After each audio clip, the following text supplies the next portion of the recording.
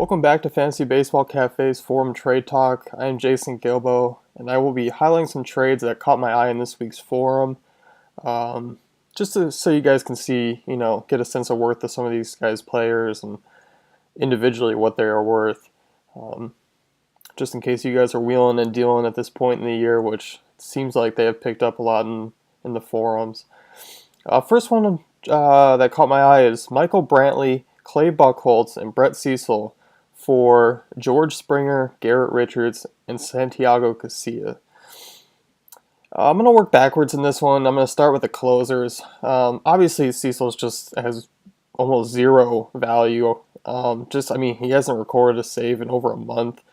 But he has been pitching. He's been pitching well. Just the save opportunities aren't there. But, if you look at them equally, they both are pretty similar numbers. They both have a FIP above 4, which isn't good, and an ERA in the 2s. But obviously, Casilla has more saves, and he's on a winning team right now, so he's going to get those opportunities. It is an upgrade there, but going that route in this trade, I would rather look for closer elsewhere, whether it's via trade or the waiver wire. Jumping on to the next matchup, the two pitchers, Garrett Richards and Clay Buchholz. Clay Buchholz has been the better pitcher this year, regardless of what you think about him. You take out the Yankee start where he blew up. He has an ERA below 3. The FIP numbers, Richards 3.79 and Buchholz 2.94. And Buchholz is a strikeout rate close to 25%, and Richards is below 20%. Obviously, this is just in a redraft. If it was a keeper, I'd probably have a different take on it, just given Richards is younger, he's got a bright future, and same with kind of Springer and Brantley. But if you want to look at the past years here, you're banking on Richards to have a better year from here on out, closer to his 2014 numbers. But Buchholz has been, if you go back to 2013 when he won 12 games and 16 starts and had a 1.74 ERA, the guy can pitch, and he's pitching well right now. Coming up on the next duo here, if you're thinking age-wise and you want to hang on and you want this guy to be a keeper, Michael Brantley's only 3 years older than George Springer. He's got 52 combined runs and RBIs. Springer's only got 45, which isn't a huge difference. Springer's got the 19 combined stolen bases and homers, as Brantley's only 11. But Brantley's hitting 302, Springer 227. Springer's... It's frustrating when a guy's hitting below 250 to get those numbers, because you kind of put him on a Chris Carter. Half these Houston guys have huge strikeout rates, but the home runs, the RBIs are there. Springer's going to bring some stolen bases. I believe Brantley's a little hindered just because of his back injury, but he's getting over it and he's starting to produce. Produced great in May. I still believe he'll be a 2020 guy. But like I said, in a dynasty, I would make this deal in a heartbeat. But redraft with maybe if you have 3 keepers, I'm going to hold off on this one for the year. You're probably doing pretty well as it is with Brantley and Buchholz. They've had fantasy value, but you're definitely going to want to look to upgrade. I just can't see sacrificing those 2 guys for the rest of the year just to make a small upgrade at closer. Number 2 on the list today is David Price for Colin McHugh and Tyson Ross. So you're giving away what was a top 10 fantasy pitcher for 2 top 25 fantasy pitchers. Price has not been good this season, actually. He's pitched really down. He's got a FIP that's pretty average. His ground ball rate is in the 30s, and his strikeout rate is down big time. So it's definitely been a disappointing year for David Price. Taking a look at Tyson Ross, he's got a great strikeout rate, a great ground ball rate. He has all the tools really to succeed from here on out. His walk rate's been the only thing that's been punishing him this season. But if you look at Ross's logs, he's allowed 2 to 3 earned runs in every start but 1. So he hasn't been bad, but he hasn't been great like we thought he was. But he has a 3.15 FIP, so I believe he'll trend upwards for the rest of the season rather than downwards. As for Colin McHugh, he'll definitely give you a boost, and he's got 6 wins on the year. He's more than Price. His strikeout rate is equal to Price right now, even though we thought it would be more coming into the season.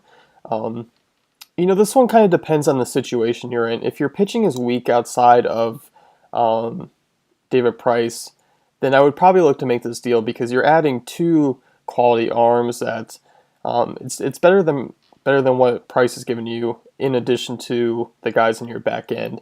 But if you're fine with Price and you got some solid guys in the back end, I'm just going to hold off and hope Price trends back upwards for the rest of the season.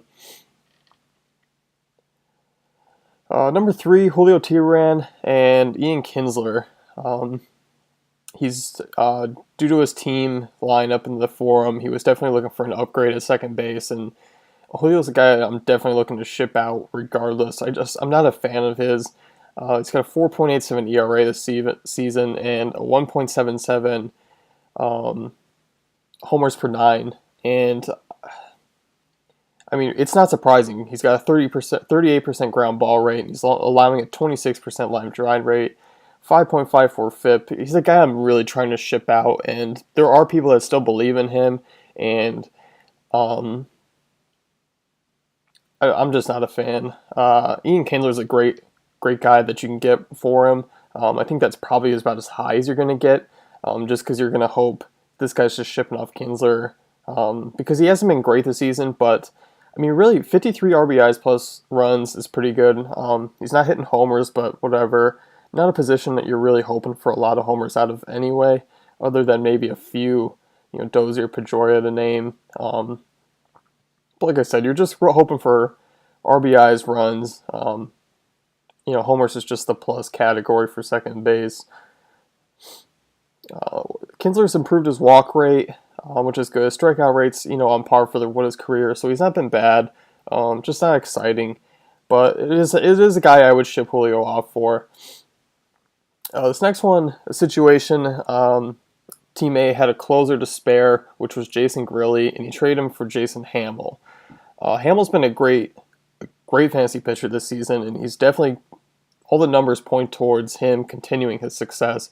2.67 FIP next to his 2.82 ERA, and he's got a really nice strikeout rate of 26.3%. And in this case, Grilli was definitely a waiver wire ad because of Kimbrel going out, and he shipped him off for great value here. I think it's a great trade. A guy who needed saves and who had Hamill probably picked up mid-year and shipped him out. The last one here is a Dynasty League trade, and it features some big names. Miguel Cabrera and Denard Span for Nolan Arenado and Jock Peterson. I'm not quite sure what a guy shipping off Nolan Arenado and Jock for, but it went through, and this guy received 2 young quality players with really bright futures. Dynasty League, this is an absolute steal. I just think the name Miguel Cabrera still people love. He's a great hitter, one of the best hitters in the game, but his numbers are starting to trend towards numbers that you can get elsewhere. Arenado and Peterson have combined for 30 homers already this season.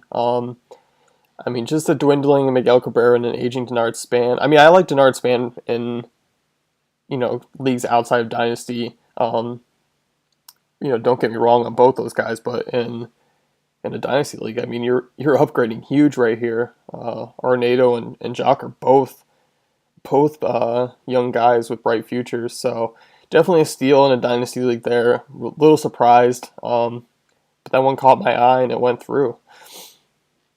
That's going to wrap it up here. I'll be back next week.